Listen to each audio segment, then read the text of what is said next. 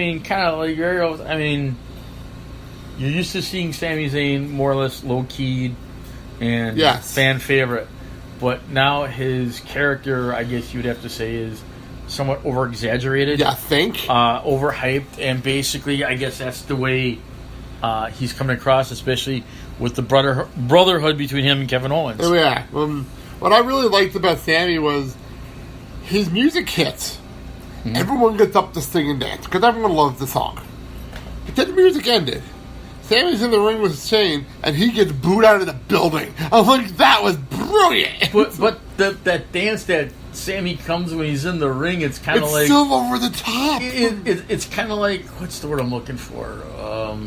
Over-exaggerated, kind of like... I said it last week on SmackDown. I think I said it to Mandy. I cannot believe Sami Zayn can be this much of an asshole. Like, I was shocked how good of an asshole he can be. But his promos have changed, and don't get me wrong, he's on the mark with it, and he's generating the heat he's supposed to be, getting. So I mean, he's doing everything. He's doing his job right. He's doing everything right for the heel turn. So kudos to that. Well, we announced for the main event, Sami versus Randy Orton. Yes. We'll get to that match later. But the pop Randy Orton's name got was incredible. Talk about a star pop just for mentioning his name. It was like going back to Daniel Bryan and the Yes Chants. It was really cool. Everyone in the arena was doing Yes Chants. So we go to the break, we come back. Before we come back to the break, because this didn't happen on TV, we only hear from the crowd, the Usos came out. Yep, Jimmy and Jay were there. And as I said to Dave, they got a hero's welcome. They got a hero's welcome when they came out. They did. And I got this amazing picture of the two of them posing for the crowd on the ring apron going to the announce table. Oh, yes, they did that. Amazing picture that I got. I was like, that's unexpected. And the fact that they went from... I think the fact that they got to respect in the New Day and now the crowd can root for them for real. You know what I mean? You don't have to hide out what they love them. And the different type of entrance music. Was I love Day One-ish. It's great. Once I realized it was them singing... Mm-hmm. Yeah, it made the whole song better to me. It made it even better to me. They went in and did the... I love it. I think it's fantastic. Yeah, it is. But then the New Day comes out, and the building blew up. And you had these little kids and their parents going, New Day Rock. But come on, that was one of the biggest pops of the night. Like, that was insane when the New Day came out. There were signs all over the place with bootios and pictures of the New Day. Let's not go around the building. Okay. Well, who do we have sitting right in front of us? In front of us, and here's the thing. I was just took a picture. I took a picture of this. And this is straight honest truth. This gentleman in the row in front of us came with his entourage. Of course, like right at 7:00, right when everything was starting to go, and he takes off his jacket, and lo and behold, and this is the truth, totally honest truth. And I'm sober. We were sober. That this gentleman happened to be wearing a unicorn costume in the New Day colors, but it wasn't an official New Day costume. It just happened to be a unicorn in the New Day colors. All of a sudden, when I'm seeing him taking off his jacket, and I see a horn pop out. I'm like, come on! And next thing you know, the hoodie goes on, and he's in a full... And he sat in there all night. All night. And he's in a full unicorn costume in all its glory. I had to watch the show back to see if he made the air, because we're right behind him. So I had to watch the show back to see if he made air. I have no idea if he made air. That'd be very interesting, because I think he was the only fan that had the unicorn costume. Especially a week before Halloween. If it was Halloween, it wouldn't be so weird. And of course, all the little kids are running around with the headband with the plastic unicorn flashing. It's unbelievable how over they are. It's so unbelievable how over they are. I mean, and Big E was throwing out bootios from his pockets, and I was waiting for him to start throwing the obligatory New Day ice cream bars, but that didn't happen. Don't do that. That didn't happen. So anyway, outcomes for they're having a match against Benjamin and Gable. Something Benjamin and Chad Gable. Or, as I like to call them, American Alpha 2.0. What do you think of Gable and Benjamin? This is the first time I've seen them in person. The first time I've seen Chad Gable, actually. They look very strong. They look very, they're focused together. They are in rhythm. Their tags were frequent in and out, and they kind of looked like they knew each other's moves, and they were very fluid. I think down the road, This is going to be a Well, tag they're number one team. contender. They're number one contenders. This is going to be a tag team that's going to be... Just catching you up if you didn't know that. Right. This is a tag team that's probably getting a good push, and hopefully it'll lead to a championship belt on both of them. I have to admit, it was nice to see something Benjamin again. It's been a long time since I've seen him. I was ready to see He him looks again. like he has not lost a step. No. The shaved head kind of threw me off, but it works. He was like that he was like that back in the day. Back in Ring of Honor. In Ring of Honor, he had a shaved head. Yeah, I just didn't, I'm so used to him having his gold standard, I guess. So, I asked him at work how this whole thing came off on TV, because I was curious. Because Benjamin and Gable obviously won by cheating. No. No. I mean, sure, people didn't watch the show. I'm explaining what happened to people that didn't watch the show. Okay, so how did it come Benjamin and off? Gable, they won by cheating. So I asked someone at work, I'm like, well, how did it come off on TV? Did the Usos come off as faces like they did in the building? It's like, not really. Like, the Usos kind of came off as tweeners on commentary. And they were actually saying they actually approved of Benjamin and Gable's cheating. But they also said they respect the New Day. So it's a weird. I like where they are with the Usos right now. So they're kind of playing the tweener role. Right. Which is interesting for their characters. By the way, little note, a lot of people didn't notice this. I was taking a look. When the match ended, and they went to the back, and the music's over, and they have the screen going on with the girls. And we'll get to all that in a minute. What you probably didn't see, but I looked down at the announce table, was the Usos stayed behind for a while. And they started high-fiving fans. Just hang out for a little bit, because no one saw them. Right. They started high-fiving some fans, and then they shook the hands of all the announcers and left. That happened. What can I say? Now they're playing That was politician. fantastic. I was like, wow. They're playing politician. They want to make sure that... Yeah, I'm not sure how people saw that, but that made me laugh, because I can see the Usos in this picture I have on the screen, and that's what I remembered. I thought that was pretty fun. So anyway, ladies come on the screen. The line of the night goes to Daniel Bryan. Right here for me. And everyone says it. Talking to the ladies, and it was, we had Carmella, Becky, Naomi, Charlotte, Tamina, and Lana. Yep. All on the screen. And we're watching on the screen, obviously. Correct. And Daniel goes and says, you're all in the 5-on-5 elimination match of Survivor Series. And then he goes and says, Lana asks, there's 6 of us. Oh, except you. Yeah, there you go. I lost it. That little jab in there. The audience lost it. It was such a great line. So funny. Unexpected. Very funny. Are you sad we didn't get to see Daniel Bryan?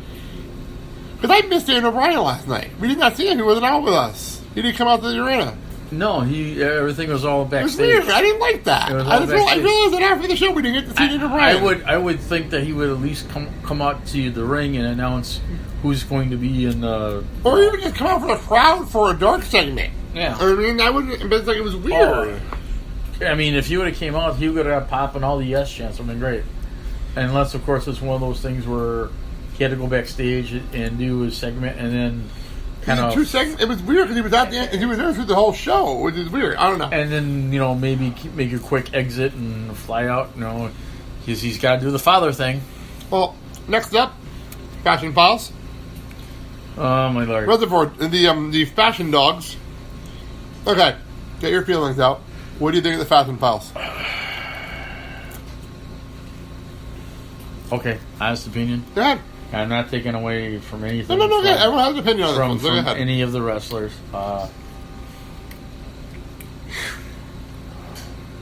It's something that I think, and this is my opinion, Go ahead. that to me, let's just stop this wonderful and sitting nauseous ride before it gets any further, because I mean, each week or each segment you're doing an offshoot of some... This week was Reservoir Dogs. Right, and next week it's... So Stranger Things. Yes. Now my thing is, who's going to play the kid with the frizzy hair? Yeah, probably Bruce. Well, I mean... Well, you missed the X-Files, where he dressed up as, which one's the female? I always forget. Scully? Scully. He dressed up as Scully. He also dressed up as the woman from Pulp Fiction. Yeah, and... Last week. Yeah, so my thing is... I'm weird with the Fashion Files. They're guilty pleasure for me.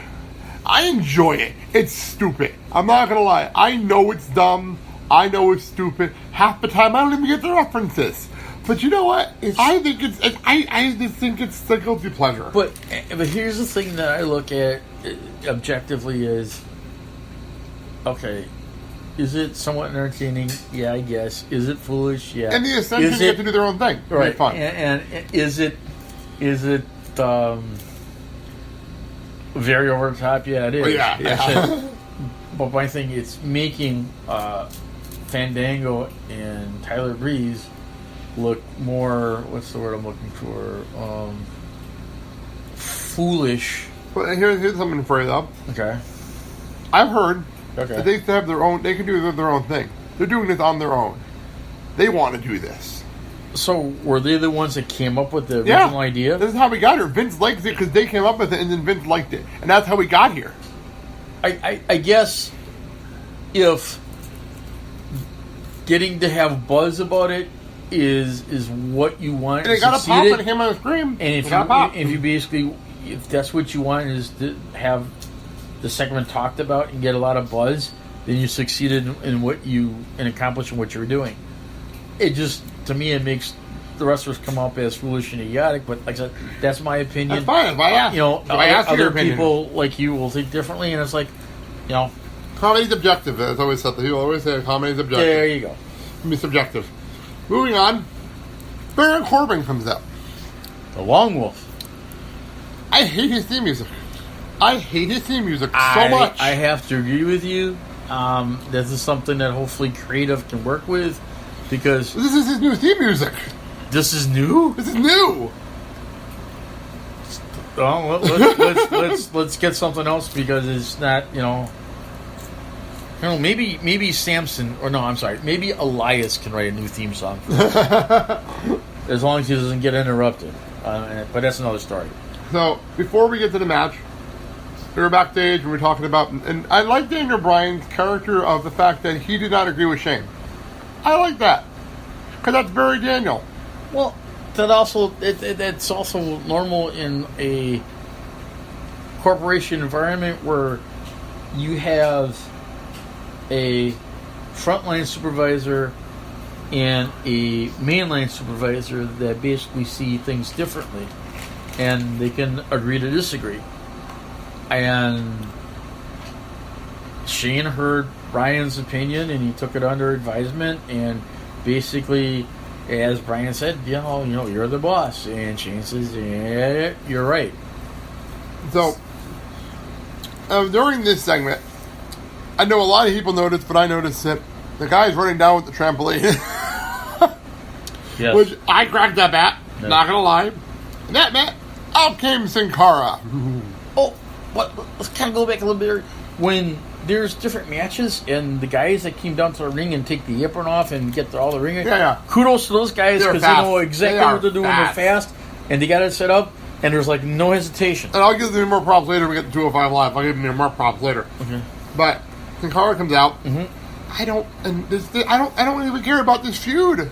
This Sin Cara Baron Corbin feud. What is with this feud? I think what it is they're trying to give the attention back to Sin Cara, and they reworked Sin Cara with another wrestler and repackaged the situation, and they're hopefully that this new Sin Cara character and gimmick will take off and grab hold. And I think the reason why they're doing it is how Kalisto has gotten over, and they're trying to do the same thing again with Sin Cara. My issue with this, though, and this has got brought up in other places. Okay. Baron Corbin, 2 weeks ago, on SmackDown, beat AJ Styles in the main event of SmackDown. AJ Styles. Right. Now, you have to look at it as a number one contender. He's the number one guy on this show. My personal opinion. He's the number one guy on SmackDown. Right. No offense to Randy Orton, AJ's number one on this show. So he beat AJ Styles clean with End of Days. Why, if the man can beat AJ Styles clean with End of Days, is he losing to Sin Cara 2 weeks in a row? And I don't care if it's counter disqualification. There's a loss to Sin Cara 2 weeks in a row. Well, 2 reasons I can think of. One, creative thought that they couldn't do a program between AJ and Baron Corbin. True. Whether or not it was on Corbin's end or AJ's end. I have no idea, but they figured they couldn't do a program